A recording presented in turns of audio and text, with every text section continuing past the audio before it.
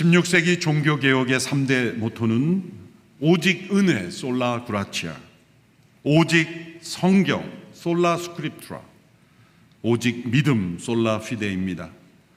인간의 공로가 아니라 하나님의 전적인 은혜로 구원 얻는다는 의미의 오직 은혜이며, 교회의 회의나 지도자의 권위가 아니라 성경이 최종적인 절대적 권위를 갖는다는 의미에서 오직 성경입니다. 또한 인간의 행위가 아니라 오직 믿음으로 하나님 앞에 의롭게 된다는 의미에서 오직 믿음입니다. 로만 캐톨릭도 믿음으로 의롭게 된다는 것을 부정하는 것은 아닙니다. 그런데 오직은 믿지 않습니다. 무엇을 오직 믿음으로 인간이 의롭게 된다는 것입니까? 하나님의 언약입니다. 하나님께서는 언약을 통하여 인간 안에 상실한 혹은 파괴된 불신앙을 치료하시고 참된 믿음을 만들어 주셔서 하나님의 구원을 받게 하십니다. 그래서 그 믿음을 의롭다 여기시며 인간을 구원하시는 것입니다. 하나님의 인간을 구원하시기에 필요한 모든 것을 다 그리스도 안에서 이루셨습니다. 그런데 인간 편에 있어야 하는 것은 그것을 믿음으로 받아들이는 것인데, 그 믿음조차 존재하지 않는 것이 타락한 인간입니다. 타락한 인간에게 그 불신앙을 치유하시고 세워주시기 위하여 하나님은 언약을 맺으시고 그 언약을 통해 인간의 불신앙을 치유하십니다. 성경에 나타난 모든 언약은 한 분 예수 그리스도를 향하고 있습니다. 그분 안에서 하나님의 모든 언약이 이루어집니다. 신약 성경의 말씀 중에 그리스도 안에서 모든 하나님의 약속이 예스가 된다, 예가 된다, 이루어진다, 성취되었다, 그런 말씀이지요. 그래서 예수님은 그 말씀을 새 언약이라고 말씀하셨습니다. 예수님께서 새 언약의 중보자가 되심으로 하나님께서 우리에게 주신 구원을 우리가 받을 수 있는 통로가 되었고, 우리는 믿음으로 의롭게 되었고, 그리고 영원한 하나님의 나라로 인도함을 받게 되었습니다. 그 구원의 진리를 우리에게 가르쳐 주시기 위해서 하나님이 택한 사람이 아브라함이고, 아브라함과 후손의 역사를 통하여 예수님을 통하여 우리가 어떻게 구원받는지를 설명해 주시기 위해서 언약을 맺으신 것입니다.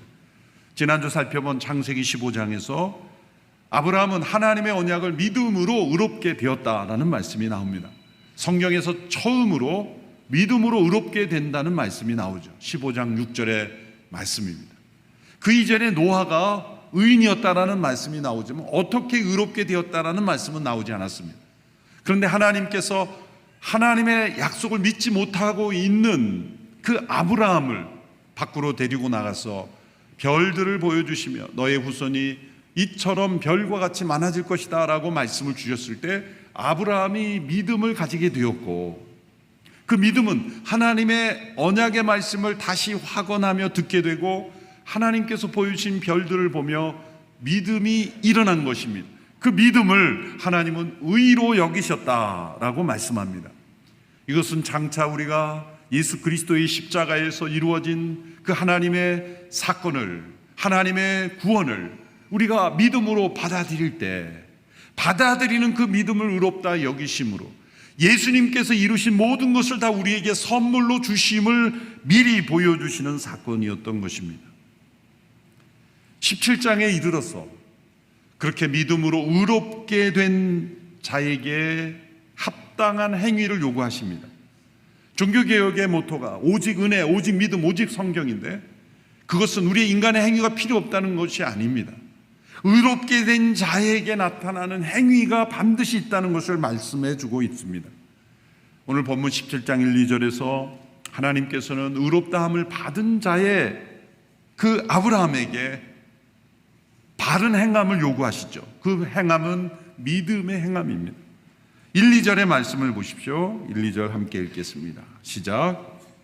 아브라함이 99세 때 여호와께서 그에게 나타나 말씀하셨습니다. 나는 전능한 하나님이다. 너는 내 앞에서 온 마음으로 순종하며 깨끗하게 행하여라. 내가 나와 너 사이에 언약을 맺을 것이다. 그리고 내가 너를 심히 크게 번성하게 하겠다. 나는 전능한 하나님이다. 하나님 말씀하셨습니다. 왜 하나님 자신을 전능한 하나님이라고 소개했을까요? 그것은 이전에 아브라함 부부가 행한 행위가 하나님으로 하여금 전능하지 못한 분으로 나타냈다는 책망인 것입니다.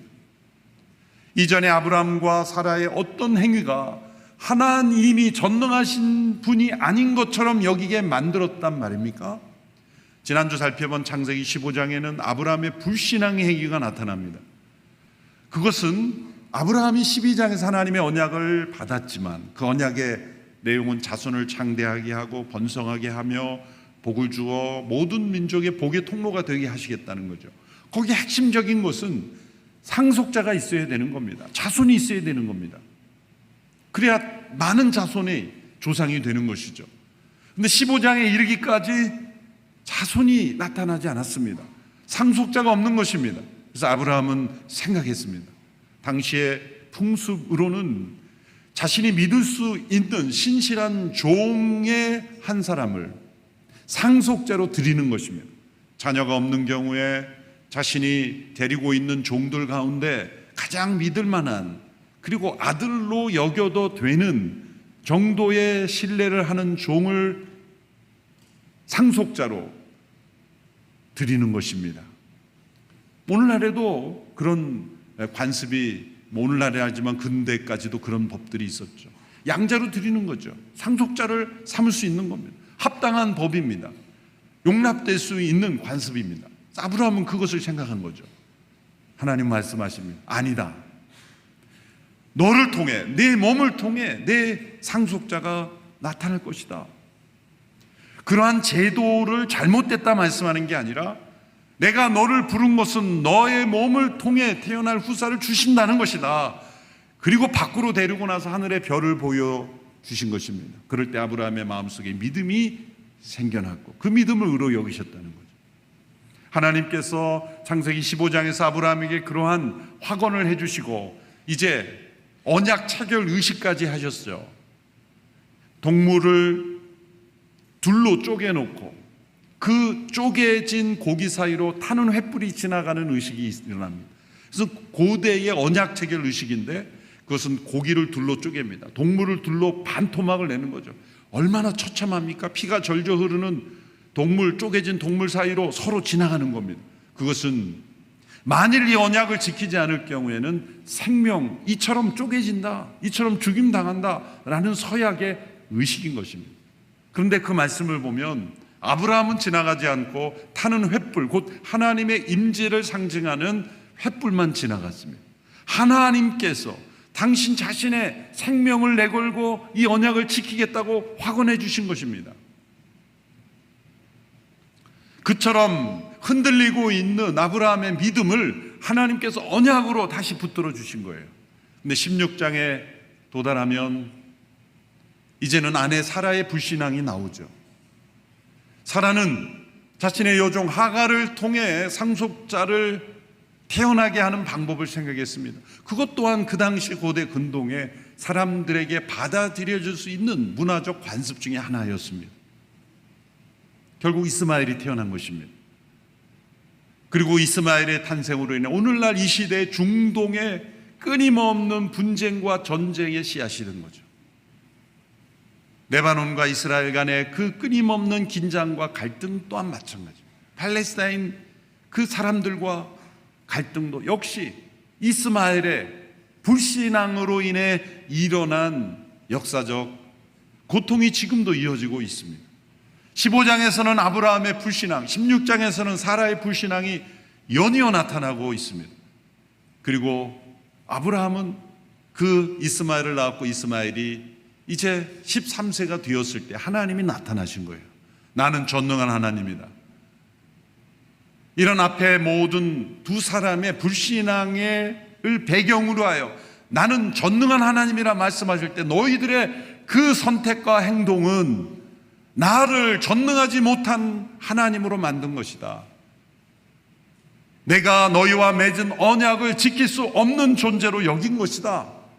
그래서 종을 상속자로 그리고 여종을 통해 상속자를 만드는 그러한 행위를 한 것이다 그러므로 나는 전능한 하나님이라는 말씀은 책망인 것입니다.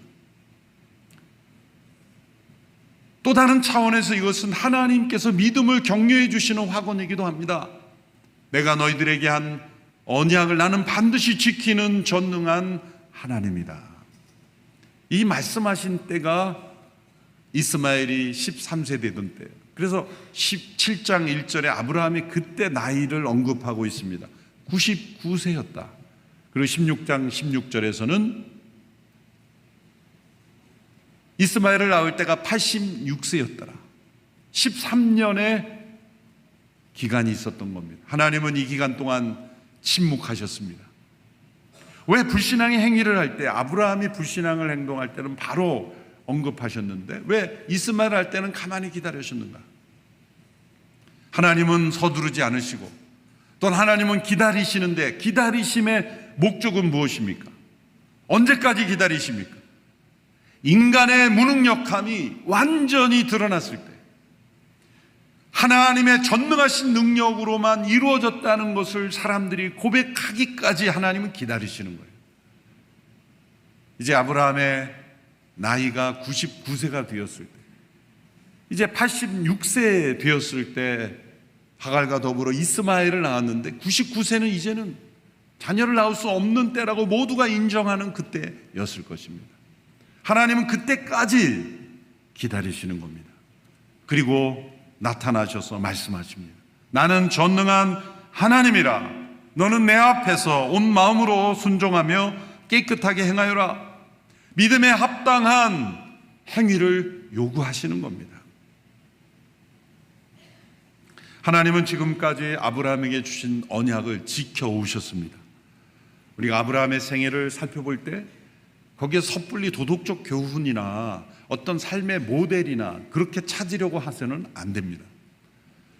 아브라함의 생애는 철저하게 우리가 예수님을 통해 구원 얻는 믿음의 의미가 무엇인지를 설명하기 위해 택함받은 사람이고, 그의 생애를 통해서 하나님이 그분의 전능하신 능력으로 어떻게 언약을 확실하게 신실하게 지키는가를 보여주는 생애이기 때문입니다. 12장부터 쭉 거슬러 오면 하나님이 어떻게 언약을 지키셨습니까? 12장에서 이제 부르심을 받아서 가나안 땅으로 왔을 때 어떤 일이 일어납니까? 기근이 그 땅에 일어납니다. 그래서 아브라함은 기근이 일어나니까 이 땅은 살기 어렵구나 하고 애굽으로 내려갑니다. 그 자체가 불신앙입니다. 왜냐하면 하나님이 주신 땅이거든요. 하나님이 주신 영역에서 기근이 오더라도 기근 속에서 하나님을 의지하며 하나님의 능력을 구하며 살아야 역사가 일어나는데 기근이 오니까 피한 거예요. 그래서 위기에 처하죠. 사라를 빼앗길 뻔한 거예요. 거짓말까지 하면서 자기만 살고 아내를 빼앗기더라도 나만은 살리라. 이 비겁한 남자의 모습이 나타나는 거예요. 그런데도 하나님은 사라를 보호하셨어요. 아브라함은 믿지만 사라는 예뻐서 보호해 주신 게 아니라 하나님의 언약을 지키시기 위해 보호하신 거예요. 그렇게 사라를 뺏겨버리면 부부를 통해서 하나님이 상속자를 주시고 창대케 하신다는 약속이 어떻게 된 거예요? 그러니까 애굽 왕은 하나님의 약속에 도전한 거예요. 그래 하나님 내버려 두실 수 있습니까? 그러니까 애굽 왕이 두려워가지고 아브라함에게 많은 재물을 주고 빨리 나가시라고 그렇게 오히려 많은 재물을 주었죠. 그래서 아브라함은 불신앙으로 내려갔는데 놀랍게도 많은 재물을 끌고 나오게 되었어요. 그것은 그가 잘했다는 게 아니라 하나님의 언약을 지키시기 위해서 그렇게 하신 거예요. 13장에 이르러서는 롯과 이별하게 되죠. 조카 롯과 이별하게 된 것은 부강하게 되었다는 거예요. 살림이 많아졌다는 거예요. 종도 많아지고 살림도 많아지니 이제 함께 우리가 다니기 힘든 상황이죠. 이건 아브라함이 비즈니스 마인드가 좋아서 이렇게 부강하게 된 게 아닙니다. 내가 너로 심히 번성하게 하겠다는 언약을 주셨기 때문에 번성하게 하신 거예요. 14장에 이르러서 그 번성했다는 증거가 나오죠. 사해 바다 근방에 살던 이 조카 롯이 그 당시에는 그쪽에 소금이 많았기에 그쪽 지역에 잘 사는 동네였어요. 오늘날에 가보면 아무것도 없지만 광야지만 그 당시에는 그 지역이 잘 사는 동네였어요. 그래서 북쪽에 그돌라오멜 비롯한 여러 동맹국이 내려와서 약탈을 하고 이 롯의 가족을 납치해가죠. 그때 아브라함이 개인 군대를 동원해서 쫓아 올라가서 다시 되찾아옵니다. 이건 무엇을 의미합니까? 개인 군대까지 고용할 수 있는 그런 부강함이 이루어졌다는 거예요. 그러니까 12장, 13장, 14장을 보면 아브라함은 그 땅에서 비즈니스를 잘한 것도 아니고 또 뭐 사람들에게 인정받던 것도 아닌데 점점 부강해 가고 있는 겁니다. 하나님의 함께 하심이에요. 왜? 하나님의 언약을 지키기 위해서. 그래서 15장에 이르러서 아브라함 불신앙 행동을 하고 사라의 불신앙으로 이렇게 하나님을 전능하지 못한 분으로 여기고 있기에 하나님이 나타나신 거예요. 이스마엘이 13세 되던 때 나타나셔서 나는 전능한 하나님이라 너희들은 내 앞에서 온전한 믿음으로 행하라 라고 말씀하시는 거예요. 그러면서 하나님께서는 이전에 주셨던 언약을 다시 되풀이해 주시는 거예요. 12장, 15장에서 주셨던 말씀을 다시 17장에서 반복하시는 겁니다. 2절, 4절, 7절의 말씀을 다시 함께 읽겠습니다. 시작. 내가 나와 너 사이 언약을 맺을 것이다. 그리고 내가 너를 심히 크게 번성하게 하겠다. 보아라, 내가 이제 너와 언약을 세우니 너는 수많은 나라들의 조상이 될 것이다. 내가 내 언약을 나와 너 사이에 그리고 내 뒤에 올 자손 사이에 세워 영원한 언약으로 삼고 내 하나님 그리고 내 자손의 하나님이 될 것이다. 이전에 주신 말씀들을 반복하는 겁니다. 왜 이렇게 하나님이 계속 반복해서 주실까요? 아브라함이 그 순간 믿는 것 같지만 또 믿음에서 떠나고 믿음으로 사는 것 같지만 또 불신앙 행동을 하는 것이기 때문이에요. 어떤 커뮤니케이션 학자에 의하면 사람은 7번 똑같은 말을 반복해야 알아듣는데요. 듣는 것 같지만 안 듣는 거예요. 사실 설교를 해보면 이런 말씀도 여러 번 반복했는데 어떤 분이 그런 말씀 처음 들었다는 거예요. 분명 여기 앉아서 들으신 거 내가 봤는데 그때 들은 건 뭘까? 그것은 기억력의 문제가 아니라 이렇게 중요한 말씀을 우리가 듣고 또 듣고 또 듣고 그렇게 아브라함에게 계속 반복해 주심으로 그 말씀을 가슴에 새기고 머리에 기억하고 우리의 깊은 영혼 속에 이 말씀의 능력이 살아있게 만들어야 되는 거예요. 왜냐하면 이 말씀은 아브라함에게 너무나 믿을 수 없는 말씀이기 때문이죠. 인간적으로는 불가능한 일이기 때문이죠. 그가 부름을 받았을 때 약 한 70대 정도면 그래도 이루어지겠다라고 생각했을지 모르지만 이제는 99세, 100세를 내다보니 이 말씀은 더욱 더 현실적이 없는, 더욱 더 불가능한, 이루어질 수 없는 그런 약속이 아니겠습니까? 그러니 갈수록 시간이 흘러갈수록 믿음이 점점 약해지는 거예요. 그래도 이스마엘이나 낳을 때는 그때는 그래도 가능하겠다 생각했는데 이제는 100세 가까이 됐으니 이제는 더욱더 믿음이 약해지는 거죠. 그러나 하나님 말씀하셨죠. 나는 전능한 하나님이다. 전능한 하나님이 나타나시면 어때요? 상황은 더 안 좋아야 되는 거죠. 인간적인 모든 상황은 불가능해야 되는 거예요. 그래서 하나님은 기다리시는 거예요. 아브라함에게 약속을 주신 후 25년이 지날 때까지 하나님은 기다리시는 거예요. 때로 우리의 믿음은 어디서 발견됩니까? 내가 할 수 있는 그 어떤 것을 행함으로 믿음이 발견되지 않고 나는 아무것도 할 수 없는 그런 막다른 골목에서 전능하신 하나님이 하심을 발견하면서 믿음이 발견되지 않습니까? 아브라함에게 바로 그것을 알려주시는 거예요. 내가 하나님을 믿는 것은 전능한 하나님을 믿는 것이고 전능한 하나님이신 언약을 믿는 것이고 언약 안에는 내 자신에게서 나올 수 있는 것이 아무것도 없는 상태에서 전능하신 하나님의 능력으로 100% 이루어졌다는 걸 인정할 때까지 기다리시는 것. 그래서 생겨난 믿음이 바로 오직 믿음인 거예요. 그래서 오직 은혜인 것입니다. 성경에는 바로 전능하신 하나님의 오직 하나님의 은혜로 우리가 오직 그분을 믿음으로 우리가 의롭게 되고 구원받는다는 걸 알려주기 때문에 오직 성경인 거예요. 그래서 이 아브라함의 생애는 우리에게 중요한 것입니다. 이 말씀 속에 반복되고 있는 내용이 무엇입니까? 하나님이 여전히 절대적인 주권을 가지고 일하신다는 겁니다. 내가 하겠다. 내가 너 사이 언약을 맺고 내가 너를 심히 번성케 하고 내가 너의 하나님이 될 것이다. 두 번째 반복은 너를 통해서, 너로 말미암아 너로부터 이루어진다. 다른 누군가가 아니다. 상속자는 어떤 법적인 제도를 통해, 관습을 통해서가 아니다. 약속을 통해서다. 믿음으로 그 약속을 주장할 때 이루어질 것이다. 세 번째 반복되는 것은 번성하게 함으로 장대하게 할 것이고, 그 다음에 이 가나안 땅을, 그 영역을 분명히 줄 것이다. 여러분, 이 약속은 문자적으로도 혈통적 현재 이스라엘을 통해서 이루어졌지 않습니까? 하나님의 아브라함에게 주시겠다고 하는 그 갈대아 우르에서 올 때 주신 그 가나안 땅, 지금 국가적인 이스라엘이 그 땅을 차지했지 않습니까?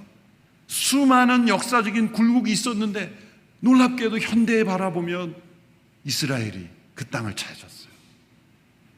신비하지 않습니까? 이것은 문자적으로 이스라엘을 통해 그 역사가 이루어진 거예요. 하나님의 언약이 이루어진 거예요. 아브라함이 이제 13년 만에 하나님이 나타나셨을 때 엎드렸다 그랬어요. 두 번, 3절과 17절에 보면 하나님의 이 나타나심에 대하여 엎드립니다. 엎드리면 무엇입니까? 그렇습니다. 하나님, 저는 불가능한 일이지만 하나님이, 전능하신 하나님이 이루시겠다고 하니 저는 그 하나님께 굴복하겠습니다. 예배입니다. 우리가 예배 때마다 하는 것은 엎드리는 것입니다. 일주일간 우리의 삶 속에 불신앙의 삶을 내려놓고 하나님의 언약의 말씀으로 다시 붙잡고 우리의 믿음을 세우는 것입니다. 우리가 하나님 앞에 예배의 자리에 엎드릴 때 놀랍게 우리의 믿음은 다시 솟아오르는 것입니다. 우리가 얼마나 철저하게 엎드리냐에 따라 우리의 믿음은 얼마나 능력 있게 다시 회복되는가에 달려 있습니다. 이렇게 엎드렸을 때 하나님이 한 제도를 말씀하시죠. 할례를 행하라. 구약율법의 중심이 되던 할례, 이스라엘 유대인들이 그처럼 주장했던 이 할례는 하나님의 백성됨의 사인으로 하나님께서 제정하신 것이죠. 사실 그것도 그 당시에 고대 근동의 풍습 중에 하나였습니다. 15장에서 하나님께서는 타는 횃불이 고기 사이로 지나가는 이 하나님의 헌신이에요. 내가 이 언약을 독생자를 내어주기까지, 생명을 다하기까지, 십자가의 죽음에 이르기까지 이 약속을 지키겠다는 그 헌신, 커미트먼트를 하신 거예요. 15장. 17장에서는 이제 너도 커미트먼트를 해라. 그것은 이 행위를 통해 너가 의롭게 된다는 게 아니라 나의 이 은혜, 전능하신 능력으로 너를 이렇게 변화시키겠다는 것을 너가 믿음으로 받아들였다면 받아들였다는 증표를 좀 내라는 거예요. 그래서 할례를 행하라는 겁니다. 여러분, 우리가 믿음으로 얻게 되었다고 믿습니까? 그러면 진짜 믿었다는 증거가 나타나야 되잖아요. 그 증거가 세례를 받는 것이고 예배의 자리에 나오는 것이고 구별된 삶을 사는 것이죠. 그것이 구약시대에는 구별된 행위로 하는 것입니다. 신체의 일부를 끊어내는 그러한 일로 인하여 옛사람을 끊고 우리의 마음이 새 사람으로 변화되었다는 이 상징적인 제도를 통해서 나는 하나님의 백성이구나, 나는 믿음으로 의롭게 되었구나, 나는 하나님의 언약을 믿는 자이구나, 나는 하나님의 부르심을 받아서 하나님께 속한 인생으로 살지 않으면 안 되는구나 라는 걸 날마다 확인하는 어떤 증표가 있는 것입니다. 그 언약에 참여하는 커밋먼트를 하나님이 요구하신 거예요. 그게 할례 제도일 뿐입니다. 그는 그리스도 안에서 다 폐지된 것이죠. 이제 하나님께서 아브라함에게 언약을 다시 확인시켜 주므로 그 흔들리는 믿음을 다시 붙잡아 주십니다.